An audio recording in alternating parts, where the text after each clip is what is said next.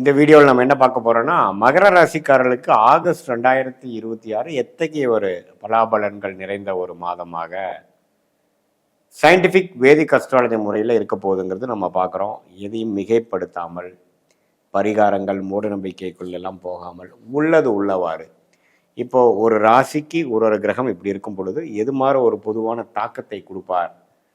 ஒரு ஆண்டு கிரகமாக இருந்தாலும் சரி, மாத கிரகமாக இருந்தாலும் சரி, ஒரு கோச்சார் அடிப்படையில், டிகிரி அடிப்படையில் 9 கிரகங்கள் இருக்கும் பொழுது எது மாதிரி ஒரு கோச்சார தாக்குதலை கொடுப்பாருங்கிறது சயின்டிஃபிக் வேதிக் அஸ்ட்ராலஜி முறையில் இந்திய வேத ஜோதிட அடிப்படையிலான ஒளி தத்துவம் மூலமாக எதையும் மிகைப்படுத்தாமல், மூடநம்பிக்கைக்குள்ளே போகாமல், உள்ளது உள்ளவாறு துல்லியமாக பார்க்க போகிறோம்.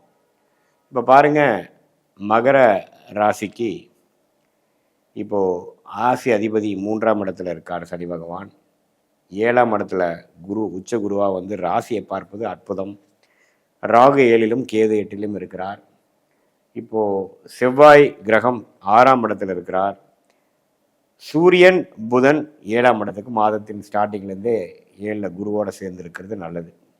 சுக்கிரன் வந்து 9ல் இருக்கிறார். இந்த அமைப்பை எப்படி கொடுக்குது அப்படின்னா, 7ஆம் இடத்துல வந்து குரு புதன் சூரியன் இருக்கிறது நல்ல ஒரு சோஷியல் லைஃப், நல்ல ஒரு டெவலப்மெண்ட், நல்ல ஒரு அந்தஸ்தை கொடுக்கக்கூடிய அமைப்புகள்லாம் வந்து வருது. இது வரைக்கும் கடந்த ஒரு வருடமாக சுமாராக போயிட்டு இருந்த அமைப்புகள்லாம் படிப்படியாக நீங்கி இப்போ சில விஷயங்கள் சாதகமாக வரக்கூடிய அமைப்புகள், அசோசியேஷன், பார்ட்னர்ஷிப், திருமணம், சமுதாயத்தில் கொஞ்சம் அந்தஸ்து, சுப விஷயங்கள் நடக்கிறது, எல்லாமே ஓரளவுக்கு பாசிட்டிவாக வரக்கூடிய அமைப்புகள் இருக்குது. இப்போ மகர ராசிக்காரங்களே பார்த்திங்கன்னா, அவங்க போன பல ஆண்டில் செய்த தவறுகளெல்லாம் தெரிந்து கொண்டு, திருத்தி கொண்டு, இன்னும் கொஞ்சம் தெளிவாக செயல்படக்கூடிய ஒரு காலகட்டமாக இருக்கிறது. அதில் ஆகஸ்ட் மாதம் ஒரு முக்கிய பங்கு வரக்கூடிய அமைப்பு இருக்குது. அதே மாதிரி உங்களுக்கு இந்த ராசி அதிபதி சனி 3ல் இருக்கனால 7 நாட்டு சனிலாம் முடிஞ்சு கிட்டத்தட்ட ஒரு வருடம் ஆயிடுச்சு. அதை குரு பார்க்குறார், ராசியவும் குரு பார்க்குறார், ராசி அதிபதியும் குரு பார்க்குறார். அப்படிங்கிறப்ப என்ன ஆகும், நமக்கு ஆட்டோமேட்டிக்காக தவறுகளான ஒரு ஹேபிட்ஸு, பேட் ஹேபிட்ஸ் எல்லாமே கொஞ்சம் நீங்கும். சோம்பேறித்தனம், கெட்ட பழக்க வழக்கங்கள் எல்லாமே கொஞ்சம் படிப்படியாக நீங்கி ஓரளவுக்கு நல்லா வரக்கூடிய ஒரு அமைப்பு, நல்லா உங்களுடைய வாழ்க்கை பயணத்தை சீர்திருத்தி கொண்டு வாழ்க்கையில் ஜெயிக்கக்கூடிய அமைப்புகள், இது எல்லாமே வந்து கொஞ்சம் கொடுக்கும். ஸோ இந்த உச்சகுருவின் பார்வை ராசி மேலேயும் ராசி அதிபதி மேலே விழுகிறதுனால இதுவரை நம்ம ஏனோ தானன்று இருந்த மகர ராசிக்காரர்கள் இந்த காலகட்டத்தில் வந்து சுறுசுறுப்பாக இயங்கி, அது படிக்கிற மாணவர்களாக இருந்தாலும் சரி, காம்படிட்டிவ் எக்ஸாம்ஸ், கவர்மெண்ட் எக்ஸாம்ஸ் எழுதக்கூடிய இளைய வயதினராக இருந்தாலும் சரி, ஒரு நடுத்தர வயதினர் இருக்கக்கூடிய ஒரு தொழில் அமைப்பில் இருக்கக்கூடியவர்களாக இருந்தாலும் சரி, டெக்னிக்கல் அமைப்பில் இருக்கிறவங்களாலும் சரி, எல்லாம் முன்னேற்றங்கள் பெறக்கூடிய, உத்வேகம் பெறக்கூடிய, ஒரு கிளாரிட்டி பெறக்கூடிய, ஒரு நிபுணத்துவம் பெறக்கூடிய, புரிதல் கிடைக்கக்கூடிய ஒரு அமைப்பாக இருக்குங்க. ஒரு ஆரம்ப பகுதியாக, ஆரம்ப ஒரு டைமாக இருக்குது. ஸோ இந்த நேரத்தில் வந்து கல்யாண விஷயங்கள், வேலை மாற்றங்கள், வாழ்க்கையை வசதிப்படுத்துக்கிறது, அது மாதிரி சில விஷயங்கள்லாம் வந்து நல்லாவே பிளான் பண்ணி நல்லா எக்ஸிக்யூட் பண்ணக்கூடிய அமைப்புகளாக வருகிறது. ஸோ இந்த ஒரு காலகட்டம், அதில் வந்து வரக்கூடிய ஒரு நல்ல காலகட்டத்தில் இந்த ஆகஸ்ட் மாதம் வந்து ஒரு அடித்தளம், ஒரு ஃபவுண்டேஷனை கொடுக்கக்கூடிய ஒரு மாதமாக இருக்குது. ஏன்னா ராசி உச்சகுருவின் பார்வை, நேர் பார்வை வந்து ராசியை பார்க்குறது மகர ராசிக்கு 12 வருஷத்துக்கு ஒரு தடவை தான் வரும்.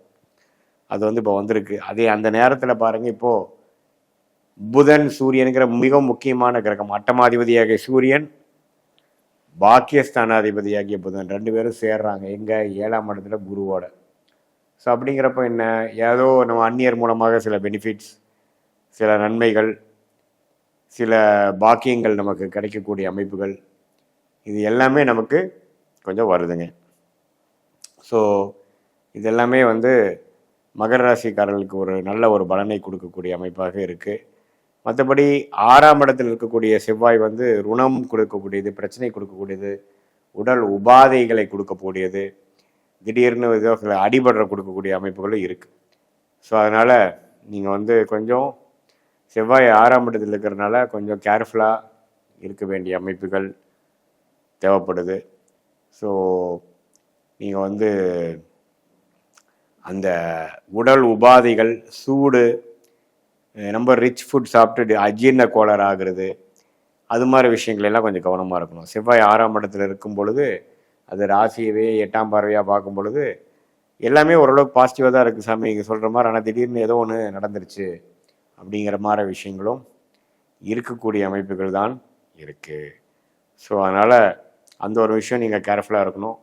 மற்றபடி ஓரளவுக்கு நல்ல பலாபலன்கள் உள்ள ஒரு அமைப்பாக மகர ராசிக்காரர்களுக்கு 2026 ஆகஸ்ட் மாதம் இருக்குங்க. இது ஒரு பொதுவான பலனை தவிர உங்களுடைய ஜென்ம ஜாதகத்தில் எப்படி இருக்குது, உங்களுடைய லக்னம் என்ன, நீங்கள் பிறந்த தேதி, பிறந்த நேரம், பிறந்த ஊரை வைத்து உங்களுடைய திருக்கணித பஞ்சாங்கத்தில் ஜாதகத்தை போட்டு சயின்டிஃபிக் வேதிக் அஸ்ட்ராலஜி முறையில் நாம் அதை பார்த்து எது மாதிரி யோகங்கள் உங்கள் ஜாதகத்தில் இருக்குது, எது மாதிரி கர்மா உங்களுக்கு வாழ்க்கையில் நடக்கும், எப்போ எது நடக்கும், எந்த துறை உங்களுக்கு ரொம்ப யோகமாக இருக்குது, எந்த படிப்பு படிக்கலாம், எப்போ கல்யாணம் நடக்கும், எப்போ குழந்தை பேர் வரும், எப்போ வெளிநாடு போகலாம், நமக்கு அந்த அமைப்பு இருக்கா, தொழிலா அல்லது வேலையா, அந்த வேலைன்னு எடுத்துட்டோம்னா ப்ரைவேட் செக்டாரா, கார்ப்பரேட் லைஃபா, அல்லது அரசு சார்ந்த கவர்மெண்ட் ரிலேட்டடான சில ஜாப்ஸா, எந்த துறையில் மெடிக்கல் ரிலேட்டடா, அல்லது டெக்னிக்கல் ஐடியா, அக்ரிகல்ச்சர் அது மாதிரியா, அல்லது பேங்கிங் செக்டாரா, எந்த கிரகம் நல்லா இருக்கோ அதை பொறுத்து வச்சு நம்ம சொல்லலாம்.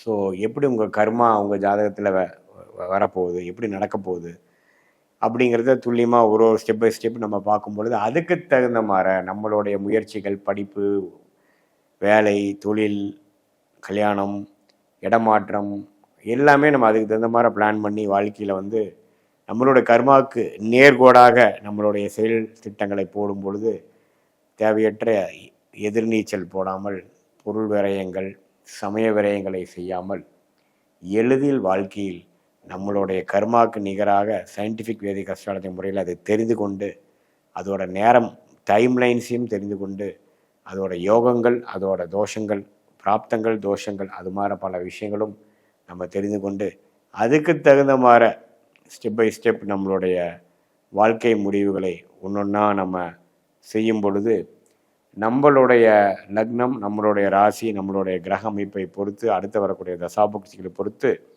அதுக்கு யோகமான காலகட்டங்களில் யோகமான ஒரு வேலை தொழிலை செஞ்சு தேவையற்ற வீண் விரயங்களை செய்யாமல் வாழ்க்கையில் எதிர்நீச்சல் போடாமல் நேர்கோடையாக சென்ற வாழ்க்கையில் எளிதில் வெற்றி பெற முடியும். சயின்டிஃபிக் வேதிக் அஸ்ட்ராலஜி முறை மூலமாக நீங்கள் பெனிஃபிட் அடைய முடியும், வாழ்க்கையில் வெற்றி அடைய முடியும் சொல்ல விரும்புகிறேன். மீண்டும் மற்றொரு காணொலியில் சந்திப்போம். நன்றி, வணக்கம்.